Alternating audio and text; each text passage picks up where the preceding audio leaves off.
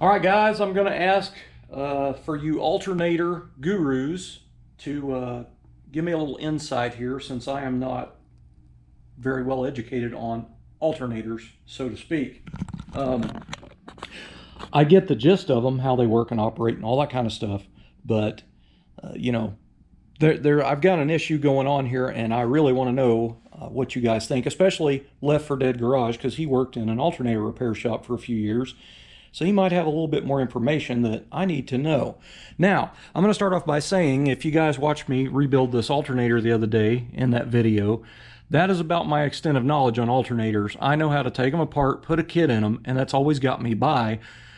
You know, sometimes I would buy a remand alternator. It depended on if I had the money or not. But I've put a kit in a lot of them, and it's got me by just fine. Now, this is a 12SI or SI12 GM original alternator, but it is a remand from my local O'Reilly Auto Parts store. I do not remember what I told them at the counter that I needed, like what car it would work on and stuff, because you can't tell them it's a 55 Chevy because they had generators, obviously. But I don't know what amp rating this alternator is, and I do not know how to find out the amp rating of this alternator. But the other day, if you guys caught the video of me breaking the cam in for 20 minutes with the RPM up, I had 14 volts on my autometer volt gauge in the dash.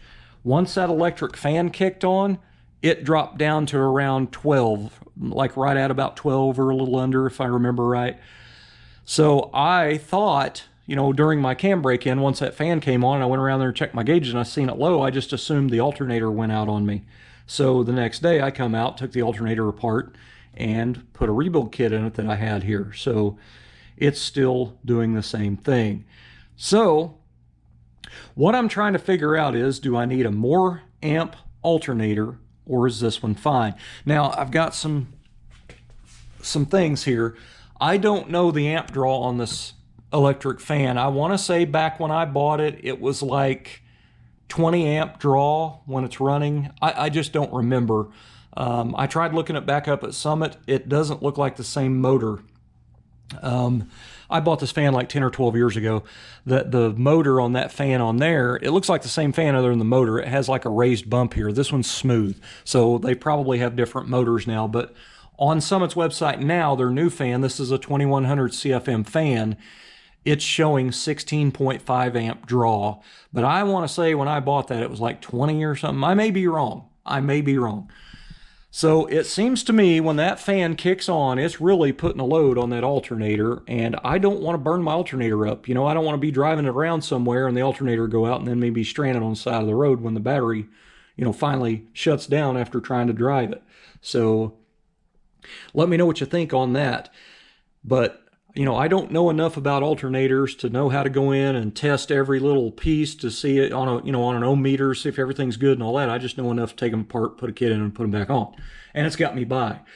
So I did a little test on the car a couple days ago. I had the car running. I used a digital voltmeter back here on the battery. And with the car running without the electric fan running, I had 13.5 to 13.8 volts. So the battery, the alternator's charging the battery. So when that electric fan kicked on, it dropped down to 1250 to 1260 or 1265. I never seen it go below 1250, and I stayed back here for probably a good, I don't know, minute or so with the leads on there checking it. So I went back up here and I unplugged the electric fan power, and the fan went off, and I went back here and checked it, and I went right back to, you know, 1350, 1360. So that fan is pulling a lot of load on that alternator. So I don't have tons of accessories on this 55, but this thing is as simple as it gets. It has an alternator on it. That's it for accessories on the engine. I have an electric fan, and I have a little small 250 watt kicker amplifier back here.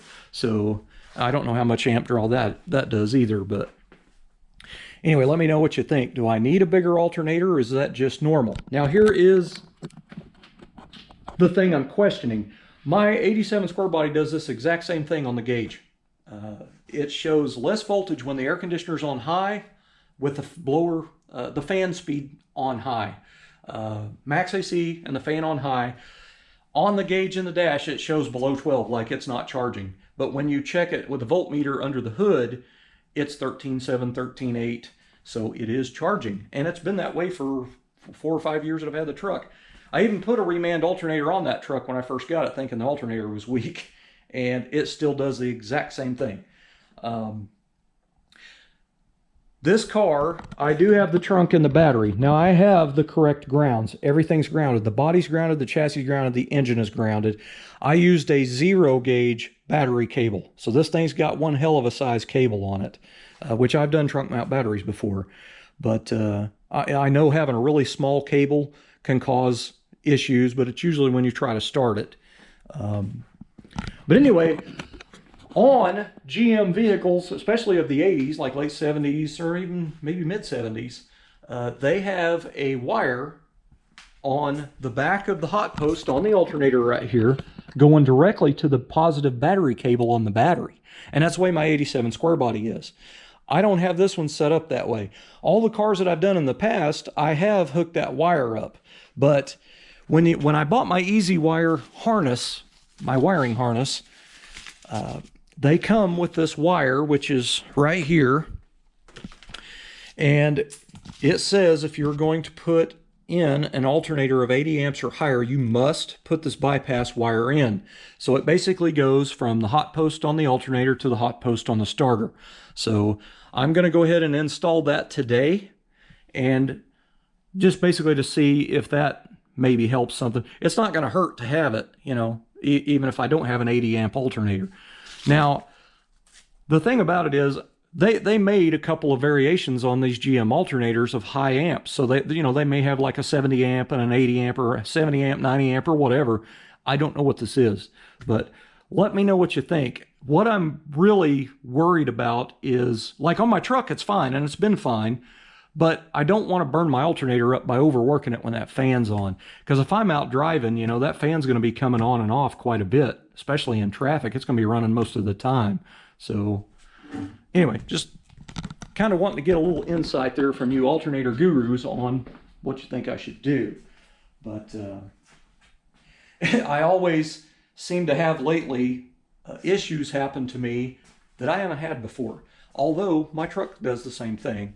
But I just continue driving it, and it's never a problem. It never acts like it's a dead battery.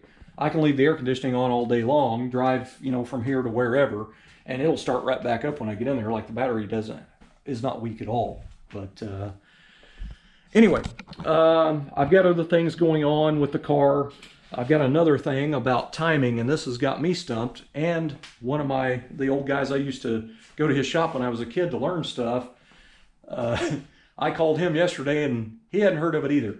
I'll do a separate video on that so I don't overload this one and make this video end up being 20 or 30 minutes long. But anyway, you alternator guys, tell me what you think I should do. Is it fine the way it is? Or maybe that wire will fix it. I don't know. I'll know more today. But anyway, I'm really curious, especially you Left for Dead Garage, and I cannot believe I don't know your first name. Some of the other channels, I know their first names and they know my first name. But anyway, thanks for watching, guys. Let me know what you think.